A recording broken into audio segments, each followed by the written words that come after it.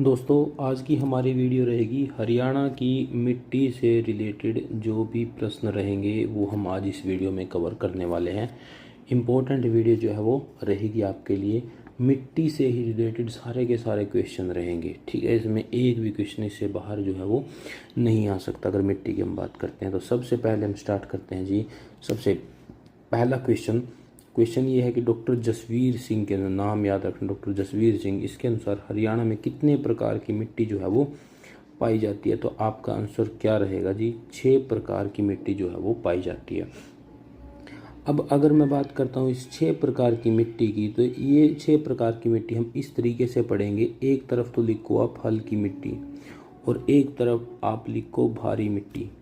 तो जब हम यहाँ से स्टार्ट करते हैं तो एक आएगी आपकी अत्यंत हल्की मिट्टी, दूसरी आएगी आपकी हल्की मिट्टी, फिर आएगी आपकी मध्यम भारी मिट्टी और फिर आएगी आपकी खाली भारी मिट्टी। ओके, तो ये अत्यंत हल्की, उससे ऊपर थोड़ा सा आगे हल्की आएगी, उससे ऊपर आगे भारी मिट्टी आएगी, बट वो क्या मध्यम भारी मिट्टी है, ठीक है, इतनी भी भारी नहीं है। और उसके बाद चौथी मिट्टी क्या आएगी? वो भारी मिट्टी। अब 2 मिट्टी और रहेगी है, 2 प्रकार और रह गए। वो कौन कौन से हैं? एक तो रहेगा जी पहाड़ी मिट्टी, आप उसको पहाड़ी मिट्टी बोल लो या फिर आप उसको बोल लो चट्टानी मिट्टी, ठीक है, जो हमारा क्षेत्र है शिवालिक का, रावली का, वो रहेगा। और जो दूसरी मिट्टी जो रह गई है वो है हमारी दोमट, ठीक है, बहुत ज़्यादा उपजाऊ एरिया जो है वो दोमट मिट्टी का है, ठीक है। तो ये हमारी 4 है, 1 हल्की मिट्टी, 2 मध्यम भारी, 3 भारी मिट्टी, 4 और ये क्या है 5वां प्रकार और ये है 6ठा प्रकार। तो ये टोटल 6 प्रकार की मिट्टी है। हम आगे जो है इनको पढ़ने वाले हैं, ठीक है। सबसे पहले क्वेश्चन आया वो हल्की मृदा पे आया। हल्की मिट्टी जो है वो किस नाम से भी जो है वो जानी जाती है? तो आपका आंसर क्या रहेगा जी? उसको आप क्या बोलते हो? रोसली मिट्टी भी इसको आप बोलते हो, रोसली मृदा के नाम से भी ये जानी जाती है। हल्की मृदा कितने प्रकार की होती है? हल्की मृदा जो है वो 2 प्रकार की होती है। अब इम्पोर्टेंट बात हो जाती है, 2 प्रकार की है, वो कौन कौन सी है? एक तो है बलुई दोमट मृदा, बलुई दोमट मृदा, और दूसरी क्या है? अपेक्षाकृत बलुई दोमट मृदा, बलुई दोमट मृदा। अब बात आ जाती है कि बलुई दोमट मृदा में आखिर क्या है और अपेक्षाकृत बलुई दोमट मृदा में क्या है, ठीक है। इसमें क्या रहेगा? इसमें जो है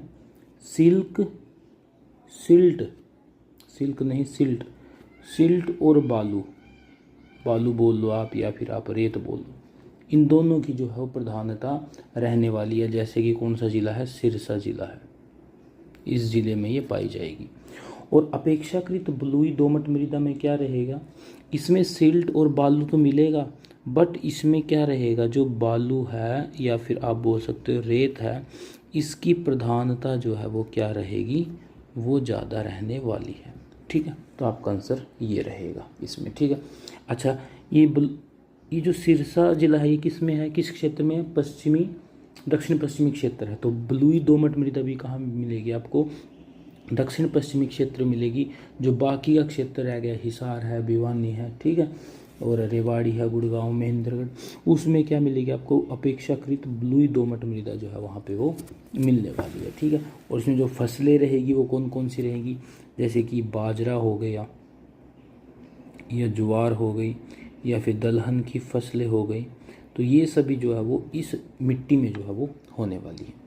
उसके बाद अब बलुई दोमट मृदा किस क्षेत्र में पाई जाती है? अभी मैंने आपको क्षेत्र की बात बताई थी, वो है जी दक्षिण पश्चिमी क्षेत्र या फिर आप बोल सकते हो सिरसा जिला में जो है वो आपको मिलेगी, है ना। पश्चिमी क्षेत्र में हरियाणा की ये मुख्यतः मिलने वाली है। तो सिरसा कहाँ पे है? पश्चिमी क्षेत्र में है ये, पश्चिमी क्षेत्र। तो बलुई दोमट मृदा कहाँ मिलेगा आपको? दक्षिण पश्चिमी नहीं लिखना है, खाली पश्चिमी क्षेत्र जो है लिखना है। और वहाँ जिला कौन सा है? सिरसा, वहाँ पे जिला में आपको मिलेगा। सापेक्ष बलुई दोमट, अब ये क्या आ गया, सापेक्ष बलुई दोमट को आप सापेक्ष को जगह आप क्या लिख सकते हो, अपेक्षाकृत भी आप लिख सकते हो।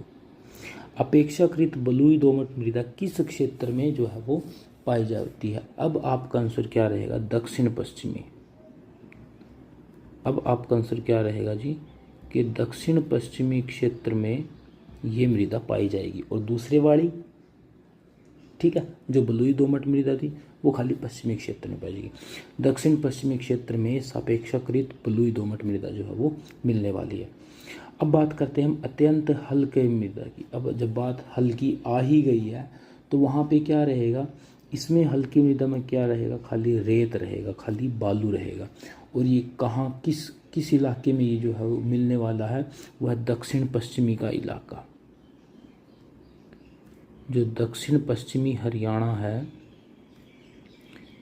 उसमें ये मृदा मिलने वाली है। अब रेत कहाँ पे मिलेगा, जहाँ पे जो राजस्थान का लगता हुआ इलाका रहेगा। तो राजस्थान से लगता हुआ इलाका कौन सा है, वह है दक्षिण पश्चिमी इलाका।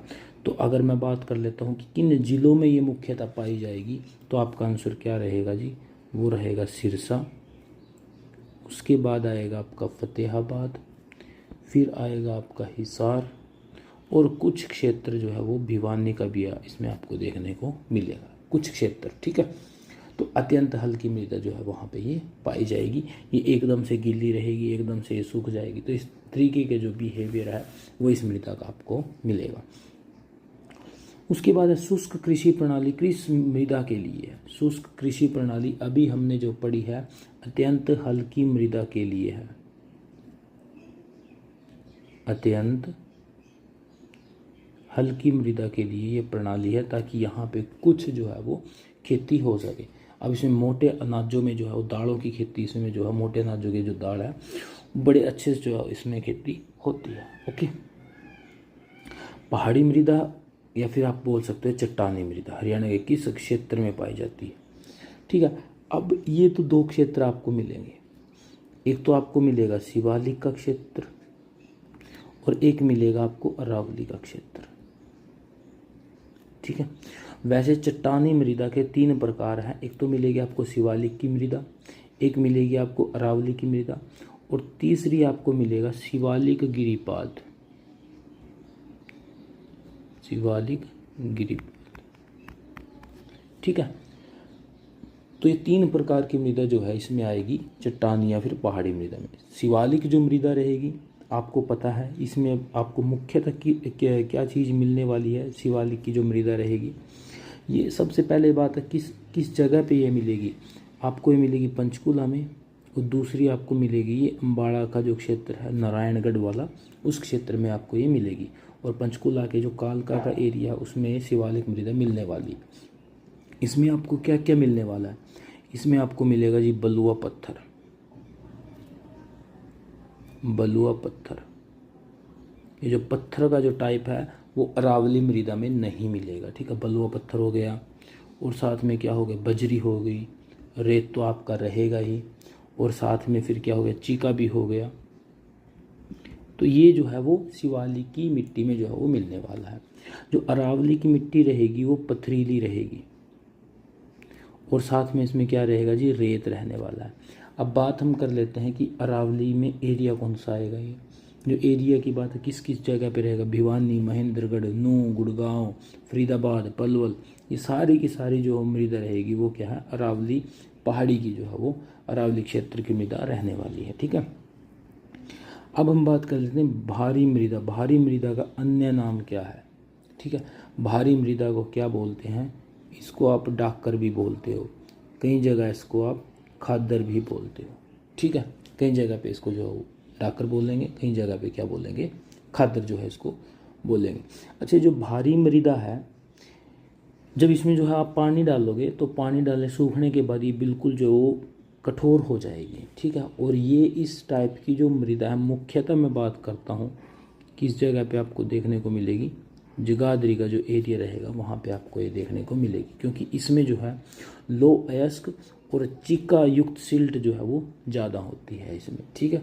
तो मुख्यतः जगाधरी में मिलेगी। ऐसा नहीं है कि आसपास का जो इलाका है जैसे करनाल का है, कुरुक्षेत्र का है, वहाँ भी आपको देखने को ये मिलेगी, बट मुख्यतः जो है जगाधरी में रहेगी। अच्छा क्यों है, मैंने अभी आपको बताया, क्योंकि इसमें क्या मिलेगा, लो अयस्क भी आपको देखने को मिलेगा। लो अयस्क के साथ जो है चिक्का युक्त सिल्ट भी आपको ये देखने को यहाँ पे मिलेगी, जिसकी वजह से एकदम इस तरीके का इसका बिहेवियर होगा। ठीक है। खादर की मृदा में किसकी मात्रा अधिक होती है? अब बात ये आ जाता है कि खादर की मात्रा में, जब अभी मैंने आपको बताया लो अयस्क और चिक्का युक्त सिल्ट की मात्रा ज़्यादा होती है, जिसकी वजह से ये एकदम से कठोर हो जाती है जब इसके ऊपर पानी डलता है। ठीक है। और मुख्यतः कहाँ पाई जाएगी, जगाधरी और साथ में करनाल कुरुक्षेत्र का भी एरिया इसमें आ जाएगा। जो डाकर मृदा है जिसको आप अभी खादर बोल रहे थे, वो मृदा किस क्षेत्र में पाई जाती है? अभी क्षेत्र का भी मैंने आपको बता दिया किस किस क्षेत्र में ये आपको मिलेगी। आपको ये मिलेगी जगाधरी का जो एरिया रहेगा, साथ में आप इसमें करनाल भी ऐड कर लो, साथ में आप इसमें कुरुक्षेत्र भी ऐड कर लो। ठीक है। करनाल का कुछ भाग, कुरुक्षेत्र का कुछ भाग। ठीक है। तो आपका आंसर ये रहेगा। नवीन खादर किस मृदा को बोलते हैं? अब बात आ जाता है जी कि नवीन खादर किस मृदा को बोलते हैं। नवीन खादर बोलते हैं जी सामान्य भारी मृदा को।